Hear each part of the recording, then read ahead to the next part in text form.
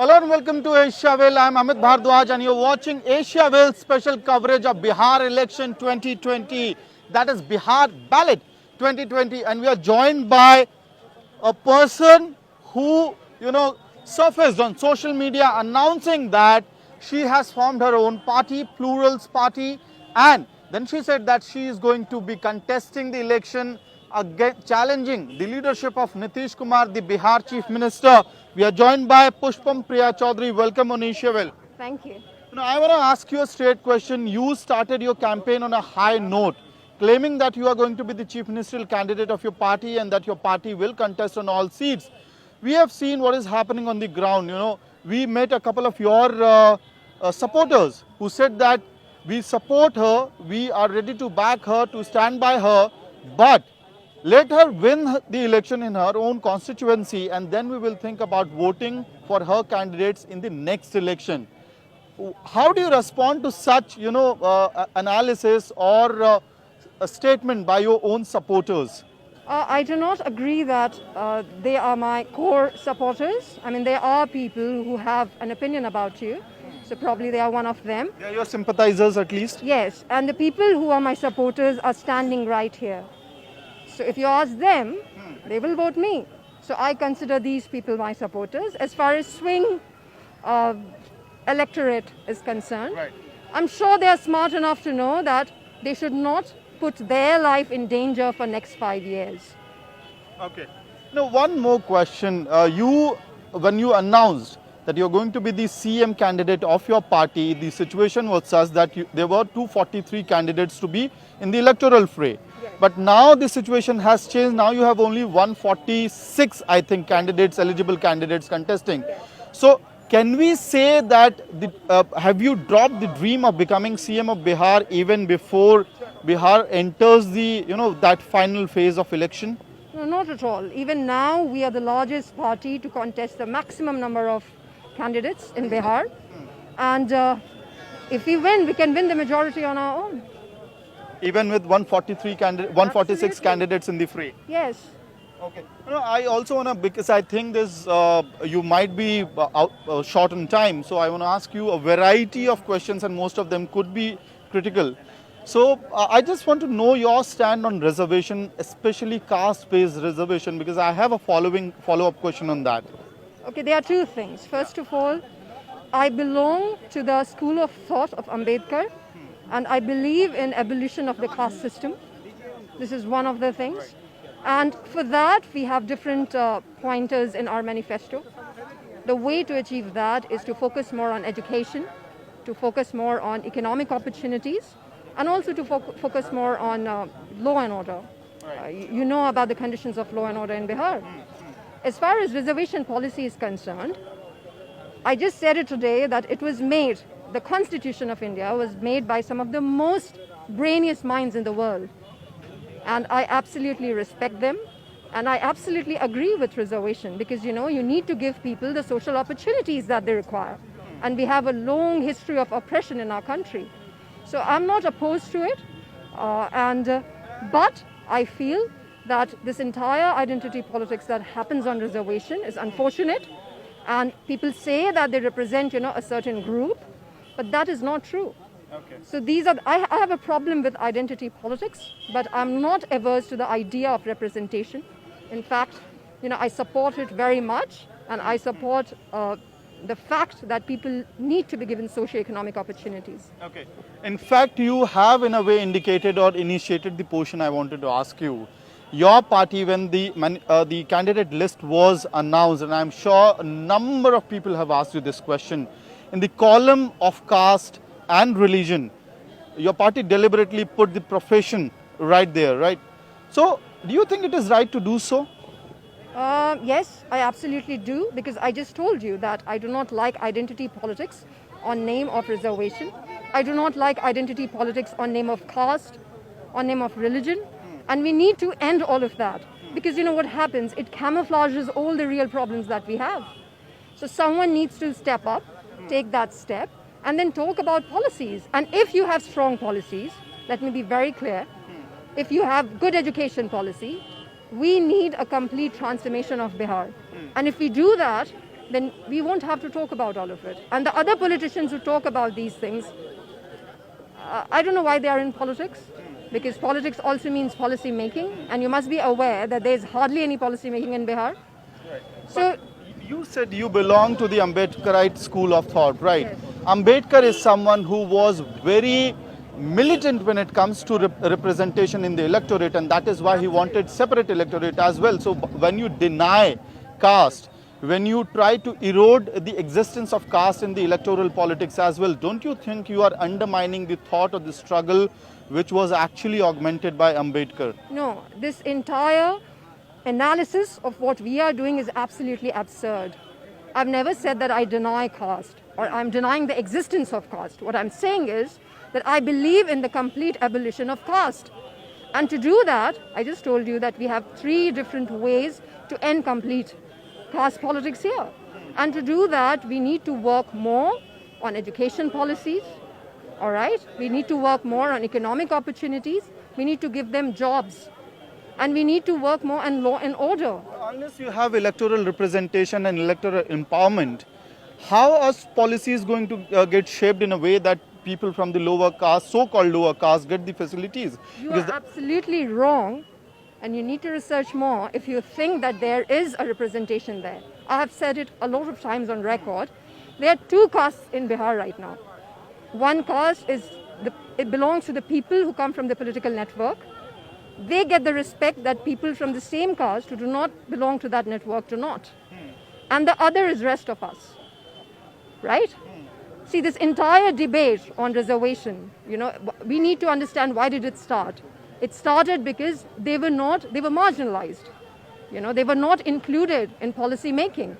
If you think that right now they're included in policy making, you're absolutely wrong. People go to them, tell them that I belong to your caste, so please vote me, and they never go back. Okay. So this is not inclusion in policy making. I want to do real inclusion in policy making. You'll see a lot of people in my At party. least it creates an opportunity. I belong from a state called Jharkhand. I have given Yeah. I have given tickets to people who are real marginalized people. You come to Bodh Gaya with me and you'll find out. You come to other places with me and you'll find out. I have not given tickets to people who say that they deserve that ticket because they come from so and so caste, but they are not actually the real people who are facing all these problems on a daily basis. One more question on the candidate list and then we'll move forward. Religion area, right? We are living in a time when the party which is winning state after state, the Bharatiya Janata Party, has denied a single ticket to the people from the minority community. We have seen it happen in the state of Gujarat, in the state of Karnataka, and every elections for that matter. Rajasthan was an exception where they gave 1 ticket to a Muslim candidate. So when you deny, or again, it's a similar question on the lines of caste, when you do not put the name of the religion, are you not, taking away their identity, and identity which they can feel proud about and they want to represent their own community? I'm very sorry, but this is a very bad representation of what Plurals is doing. If this is what you feel, that we are denying people their pride that they I have. want you to clarify on that. Yes, this is.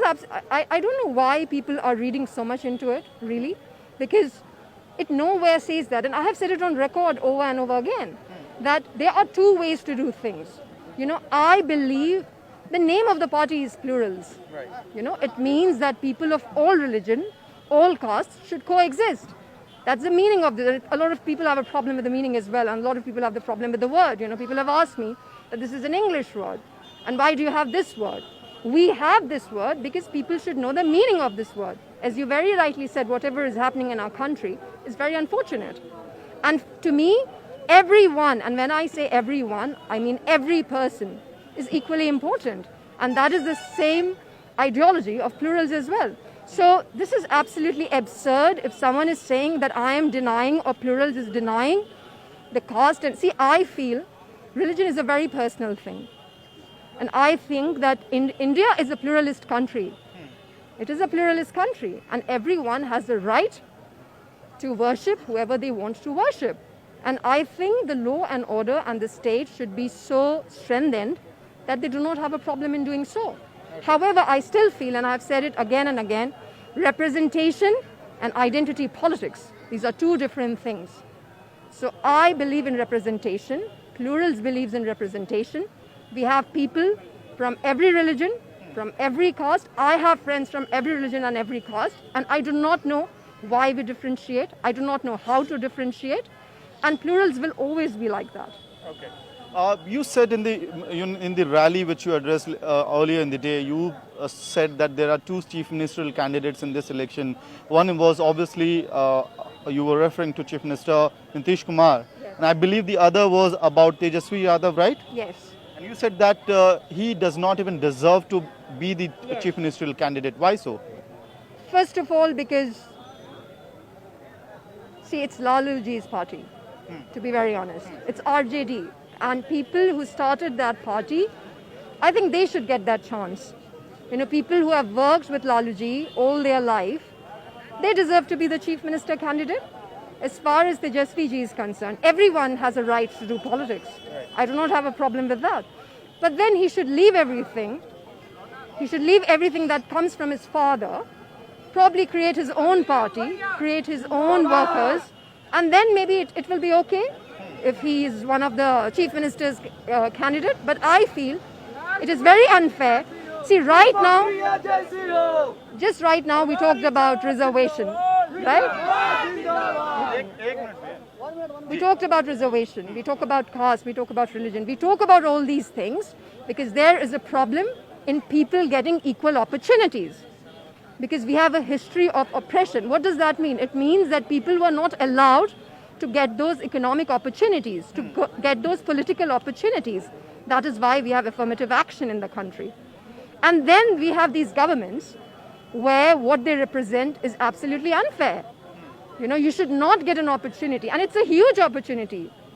Just because you're born into a family, you get everything, that is unfair. But people are supporting him, right? The people are coming in large numbers in his rallies, in his electoral addresses, and it is actually a big challenge for the incumbent chief minister. So don't you think, I mean, it's a democracy, people are supporting, everyone has the right to become the chief ministerial candidate. There's a very big discussion on this entire thing that you're talking about in academics.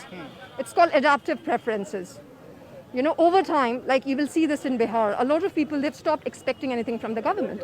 That is because they have been denied something for a very long time. That's the same with what you're talking about. That is what I was saying, that he's projected as the next chief. People respect Laluji. And Laluji projected him as the next chief minister. So the electorate's preferences are adapted. So they feel that this is okay. There are a lot of things that happens in Bihar should not happen.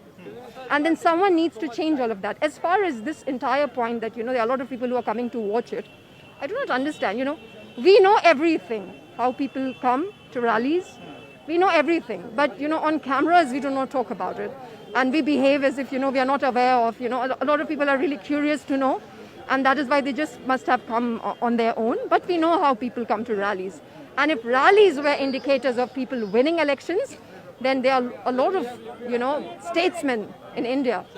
And they would still be the prime minister and the chief minister of countries. Right, Yeah. right. Okay, before I wrap up, you know, I saw the meeting earlier today. There were lesser people, but you have genuine candidates who are very vocal. I see him as well right here. If you could move the camera towards him. It looks very, you know, someone who have come from very generous background. But I also want to understand how are you funding and backing such candidates, ensuring that there is transparency in the election, the first election that you're fighting? First of all, you know, there are a few things, as I told you, that all of us know about things, but we do not talk about. You know, our party, you must have heard a lot of news about people buying tickets, you know, in all these other parties. We have genuinely selected very genuine candidates, just on the basis of an interview, on the CV, on what they feel about Bihar. And then they are there, you know, contesting. We are not one of those parties who, with, you know, a lot of any access to black money.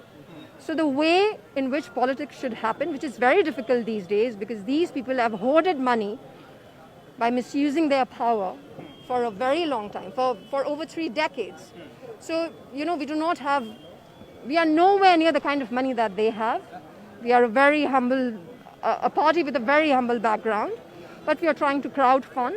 We are trying to tell people, if you want Bihar to change, then help us. That is how it is going on. Support is coming your way? A lot of people are coming my way. You can see it here. And even Sanjeev ji, I mean, you know, he has that kind of support here. And he's been raising all these issues about problems, you know, the grassroots problems, the genuine problems of farmers and agriculture. So a lot of people know him. A lot of people are coming to him as well. Before I let you go, I want to ask you, people like him who have joined you in this, as you say, revolution to change Bihar, right? Kranti to change Bihar, right? What happens on 10th of... The volunteers are quite excited and enthusiastic right now, but I want to ask, what will happen to people like him, people like Sanjeev ji, if at all, hypothetically I'm saying, if this support does not convert into vote, and hypothetically if you do not get the numbers? See, that is the problem with this country, with our country. That is the problem. We go a lot on form. If today I was wearing a sari, you know, people would not be asking me that question. And that is something that I want to change. If I am here, why do you think I'm going to leave? And it's not just you. Even politicians, you know, they are trying everything that they can. They are creating all kinds of problems which which the media is not asking me. People will have that genuine question as well. I'm here, and through your platform, I would also want to tell all these politicians कि आप कोशिश तो बहुत कर रहे हैं कि हम चले जाएं, और उसके लिए कोई कसर नहीं छोड़ी है. लोकतंत्र का तो आपने धज्जी बना के रख दिया है, लेकिन हम कहीं नहीं जाने वाले. Pushpam Priya is going to stay in Bihar. That's the final word coming on Asia Will exclusive. Keep watching Asia Will for regular updates on Bihar elections.